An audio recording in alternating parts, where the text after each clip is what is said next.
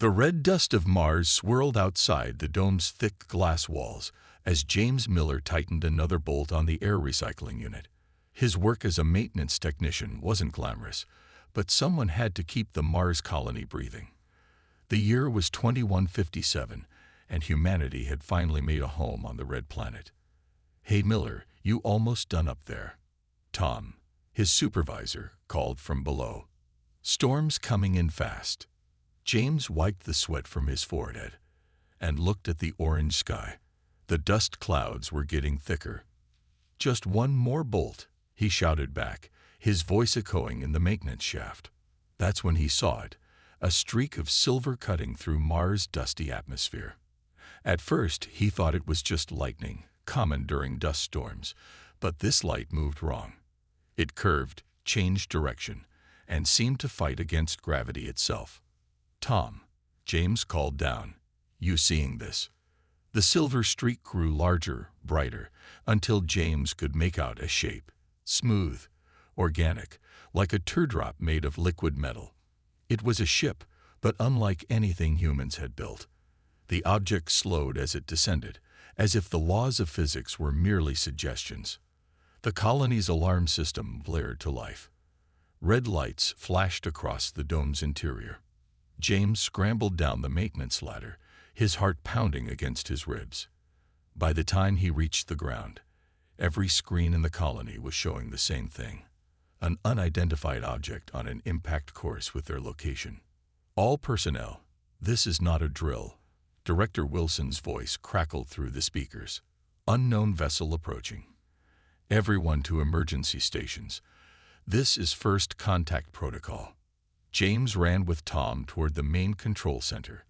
They had drilled for this, but no one really believed it would happen. Humanity had been alone in the solar system for so long. The ship landed. No, floated to the ground about half a kilometer from the colony's main airlock.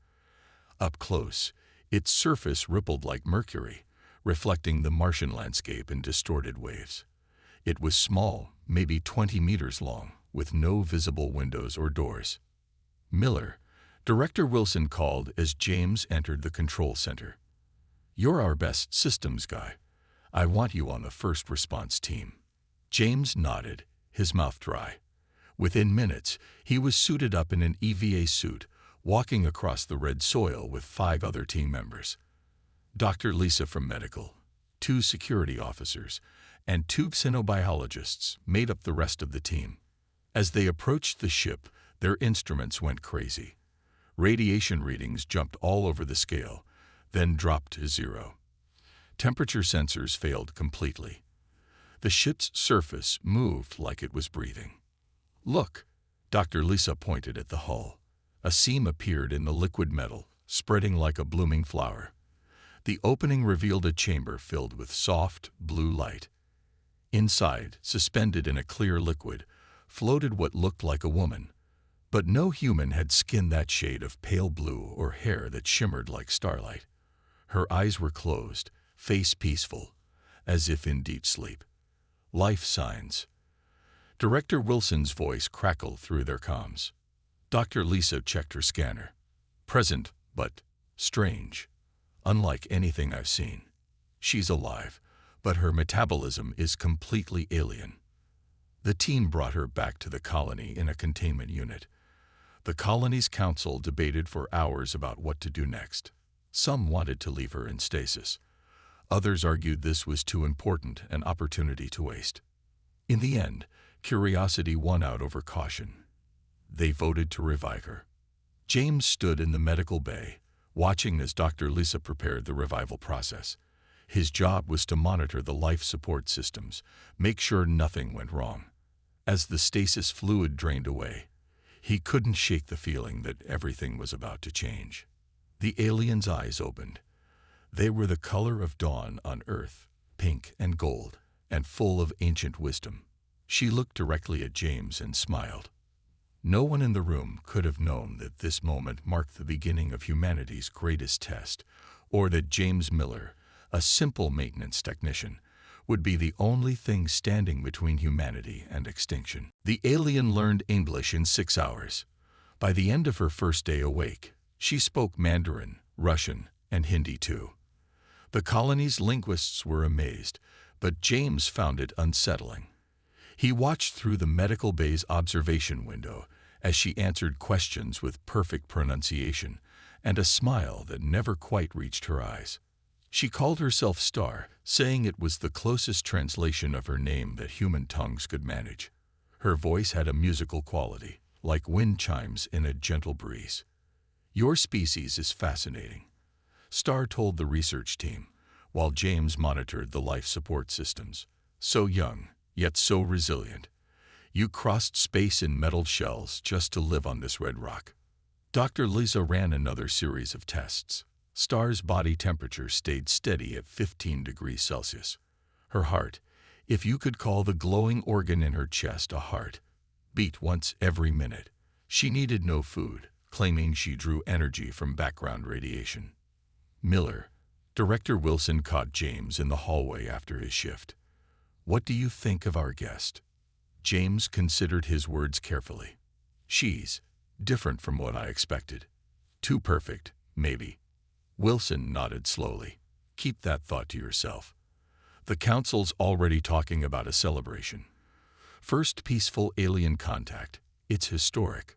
The celebration came 3 days later.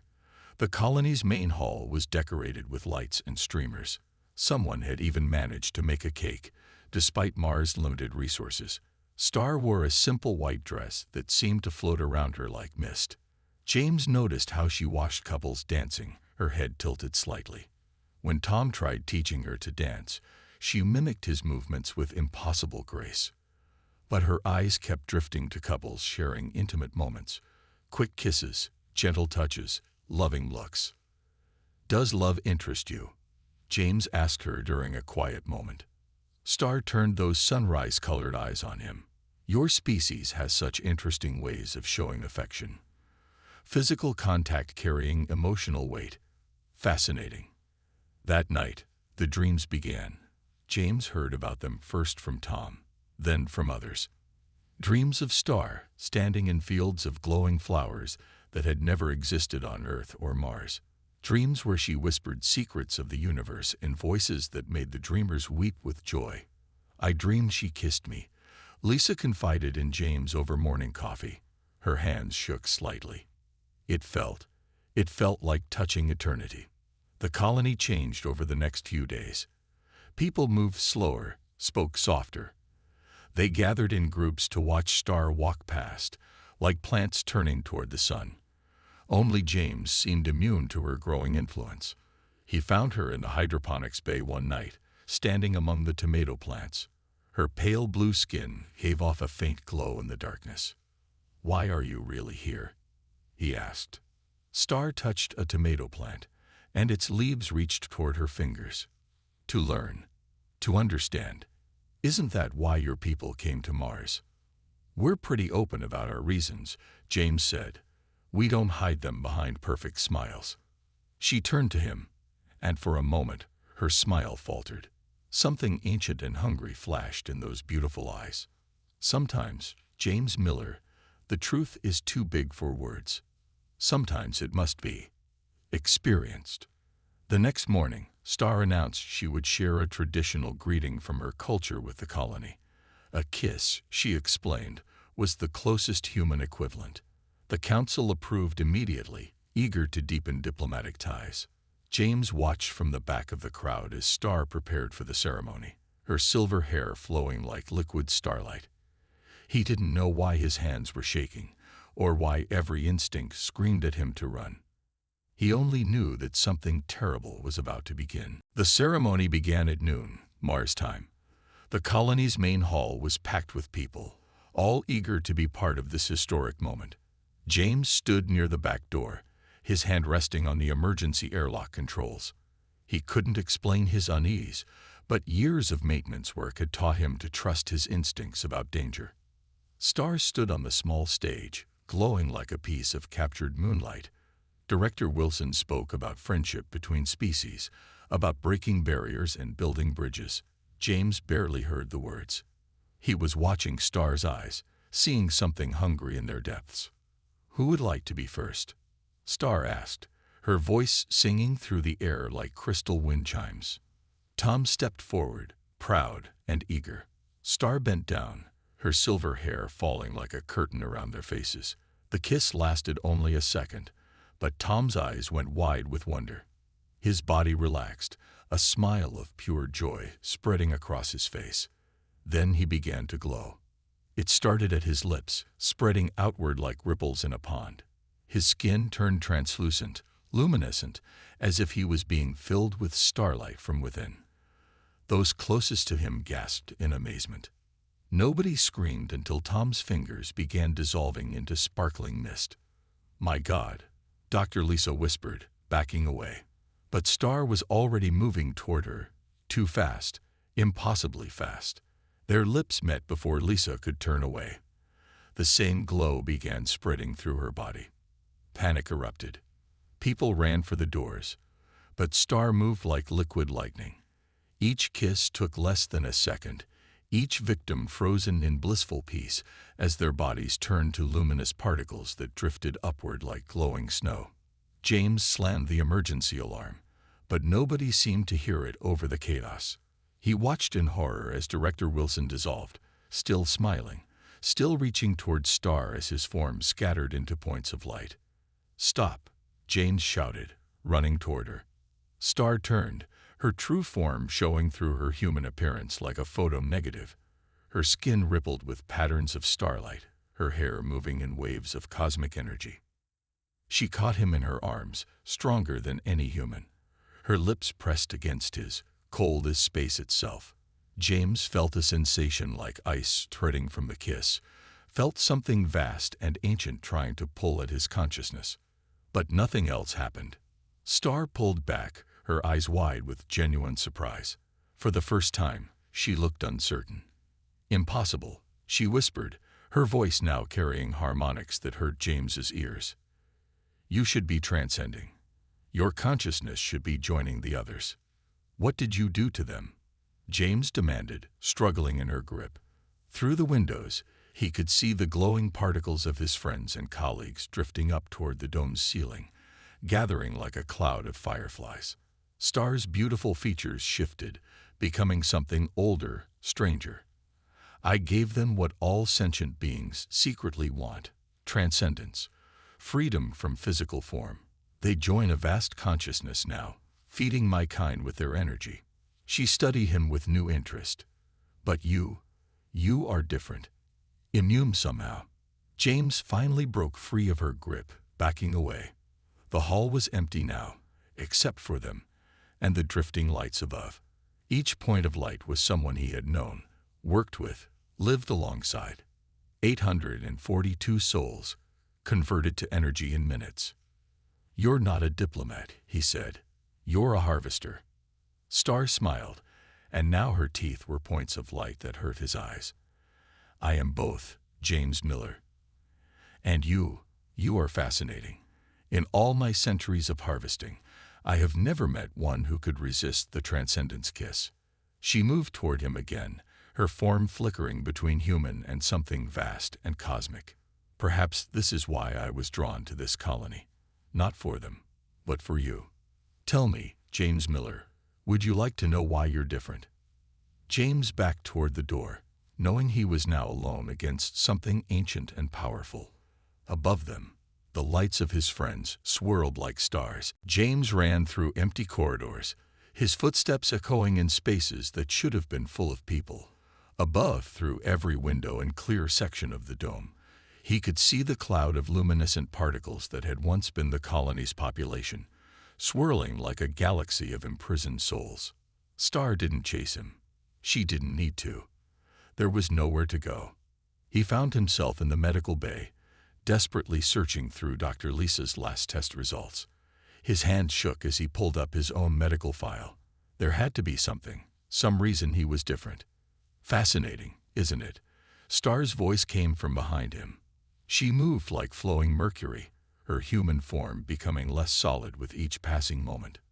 "Your DNA structure has a mutation I've never seen before. Look at the protein chains." James spun around, grabbing a scalpel from a nearby tray. Star laughed, the sound like tinkling glass. You can't hurt me with that, James. I'm not truly physical anymore. Haven't been for millennia. What are you? He demanded. We are the harvesters, she said, floating closer. We feed on consciousness, on awareness itself. Every sentient species we find becomes part of our collective, their energy feeding us for eternity. Her form rippled. But your genetic structure makes you incompatible. Your consciousness can't be separated from your body. James thought about his friends, now just points of light above the colony. Are they dead? No, they're very much aware, more aware than they've ever been. Star gestured upward, and the lights swirled faster. They experience everything now, free from physical limitations. Would you like to hear them? Before James could respond, his mind filled with voices, hundreds of them, all speaking at once. He recognized Tom's thoughts, Lisa's memories, Wilson's fears, all swirling together in an overwhelming cascade of consciousness. He clutched his head, stumbling backward. Stop it. The voices faded. Star watched him with those sunrise eyes. They're not in pain, she said, almost gently. They're part of something greater now. My ship holds thousands of consciousnesses from dozens of worlds. We preserve them, use their energy, carry their memories across the galaxy. You mean you eat them? James said. You're a predator. I prefer to think of myself as an elevator, Star replied, her form shifting like quicksilver. I lift species to a higher plane of existence. And now I face a puzzle. She moved closer, her light casting no shadow. You're the first being I found who's immune. Do you know what that means? James gripped the scalpel tighter, though he knew it was useless. It means you failed. It means you're special, Star corrected. Unique in all my centuries of harvesting. And now I offer you a choice. She held out her hand, her fingers trailing stardust. Join me, not as food, but as an equal. Help me understand your immunity. Together, we could be something unprecedented. And if I refuse, then you stay here, alone, the last living being in this colony. Her smile turned sad. My kind is coming, James. Earth is our next harvest. Billions of consciousnesses, all that energy. We can't resist it. But you could help shape how it happens. James looked at the medical screen showing his DNA structure, at the tiny mutation that made him different. Then he looked up at the swirling lights that had been his friends and colleagues. How long? He asked. How long until they arrive? Days, Star said. Perhaps a week. Time enough for you to decide. She floated toward the door, her form becoming more ethereal. Think about it, James Miller. You could be a bridge between your kind and mine, or you could be the last human to die alone. She vanished, leaving him in the empty medical bay. Above, the lights of the colony's population continued their endless dance, 842 souls trapped in a cosmic ballet. James looked down at his hands, wondering if they held the key to humanity's survival or its doom. James spent hours in the colony's control room, sending message after message to Earth. Each one bounced back, blocked by some invisible force. Star's ship was jamming all communications. He was truly alone. The colony felt huge now, its corridors stretching empty and silent. The only movement came from the dancing lights above. His former friends and colleagues twirling in their new form. Sometimes he thought he could hear them whispering, calling his name. They do miss you. Star's voice drifted from behind him. She had stopped pretending to walk, now floating a few inches above the ground. Her human shape flickered like a bad transmission, showing glimpses of something vast and cosmic underneath. Why Earth? James asked, turning to face her. There are other worlds, other species. Because you're perfect.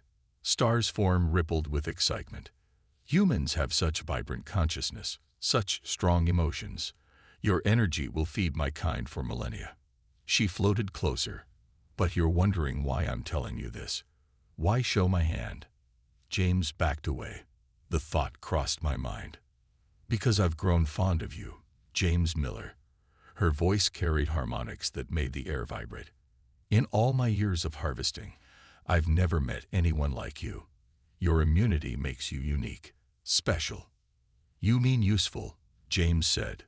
Star's laugh sent sparkles of light through the air. "Both. My kind evolves by absorbing the traits of species we harvest. But your immunity, it could change everything. Make us stronger, if we understood it. You could make sure no one else was immune," James finished. "No one could resist you." Star's form solidified slightly, looking almost human again. "Or we could learn to coexist, to harvest without destroying. Your DNA holds secrets, James. Secrets that could change the nature of consciousness itself." She held out her hand, and above them, the lights swirled faster. "Let me show you something." Before James could react, the world dissolved. He found himself floating in space, surrounded by points of light that stretched to infinity. Each light was a consciousness, he realized. Billions of them, all aware, all experiencing existence on a level he couldn't comprehend. "This is my ship's true form." Star's voice came from everywhere. "Each light is a soul preserved forever in pure energy. They dream, they think, they grow. They're not dead, James. They've evolved." The vision shifted, showing him vast beings of pure light drifting between stars. Stars kind in their true form, cosmic entities that fed on consciousness itself. "We were like you once," Star continued. "Physical, limited, but we found a way to transcend, to become pure energy, pure thought. We lift others to our level, preserve them as we preserve ourselves."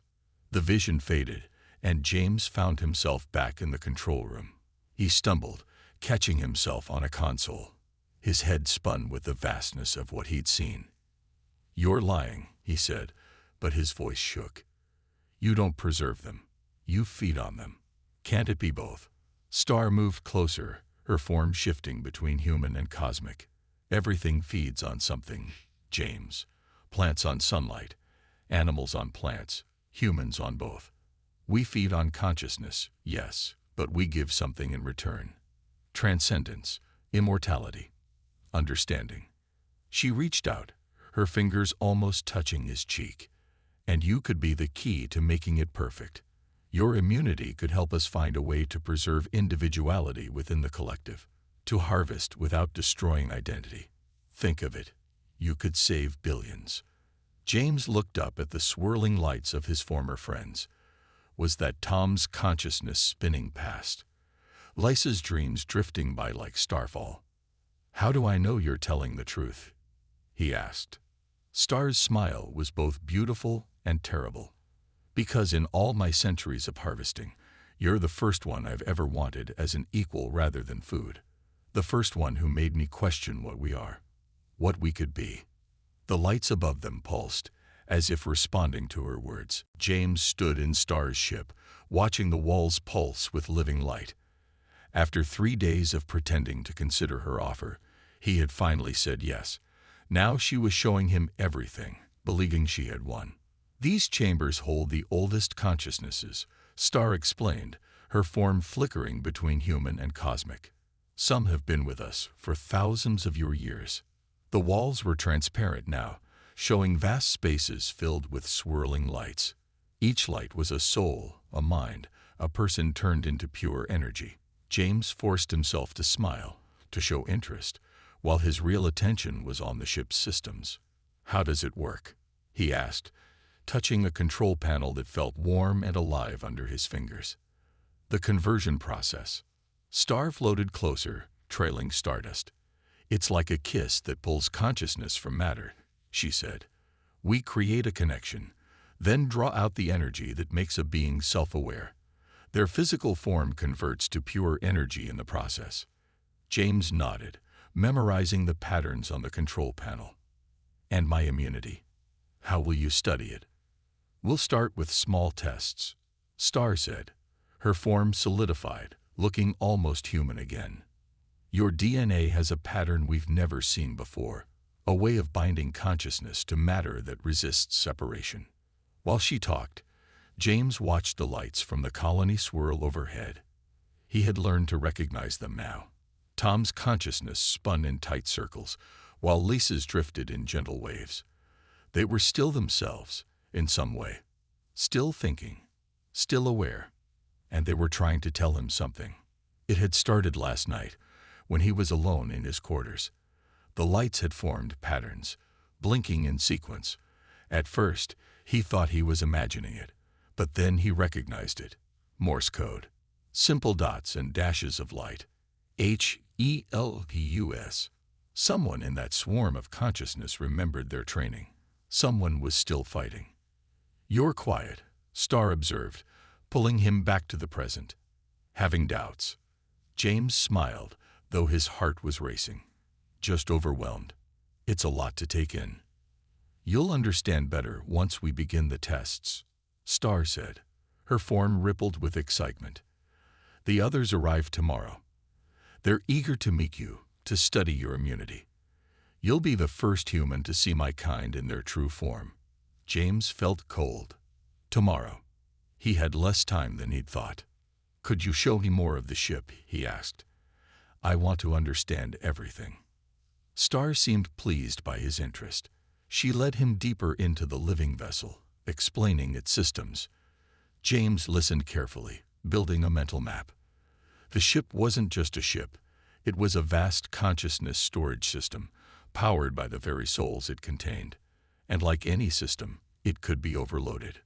When he returned to his quarters that night, the lights danced more urgently. More messages blinked down at him. WEKNOWE ODW SHIPWEAAKN ESS. James grabbed paper and a pen, writing quickly as the lights spelled out what they had learned from inside the system. Star had shown them everything, thinking they were just passive energy to be consumed. But consciousness wasn't so easy to control. His hand shook as he drew diagrams, noted power flows, marked critical points. The colonists had found a way to fight back from inside their prison. Now they just needed him to complete the plan from outside. "I knew you'd understand." Star's voice came from his doorway. James spun around, hiding the papers behind his back. She floated there, beautiful and terrible, her form barely holding its human shape. "You're learning so quickly." James forced another smile, praying she couldn't see his racing heart. "You've given me a lot to think about." Above them, the lights continued their dance, holding the secret to their freedom in their patterns. Tomorrow, Star's kind would arrive. Tomorrow, James would have to be ready. They came like falling stars, dozens of ships breaking through Mars' atmosphere. Each one shimmered with the same liquid metal as Star's vessel, each carrying ancient beings hungry for human consciousness. James watched them descend from Star's ship, his heart pounding but his face calm. "Beautiful, aren't they?" Star floated beside him, her form barely holding its human shape now. "Soon, Earth will see the same sight. Billions of souls ascending to a higher plane." "You mean billions of souls becoming food," James said quietly. Then he smiled. "Unless we show them a better way." Star turned to him, surprised by his tone. Above them, the lights of the colony's people began to move in new patterns, faster and more purposeful than before. James had spent the night memorizing the colonists' instructions, understanding at last how Star's ship really worked. "What are you doing?" Star's form flickered as she sensed something wrong. "Showing you what consciousness really means," James said. He pressed his hand against the ship's living wall, feeling it pulse under his touch. "Your kind forgot something important about awareness, about free will." The ship's walls began to glow brighter. The trapped consciousnesses were moving, organizing themselves in ways Star had never seen before. They weren't just random lights anymore. They were working together, thinking together, fighting together. "Stop this." Star's voice held harmonics that shattered the air. "They're just energy now. They can't." "Can't what?" "Think for themselves. Fight back." James laughed. "You've been feeding on consciousness so long, you forgot what it really is." It's not just energy. It's choice. It's will. It's humanity. The lights from the colony streamed down, merging with the consciousness storage systems. Tom's light led the way, followed by Lisa's, then Wilson's, 842 points of light, all choosing to act together. The ship's systems began to overload with their combined will. Stars formed, distorted in panic. You'll destroy everything. All these consciousnesses will be lost. No, James said firmly. They won't be lost.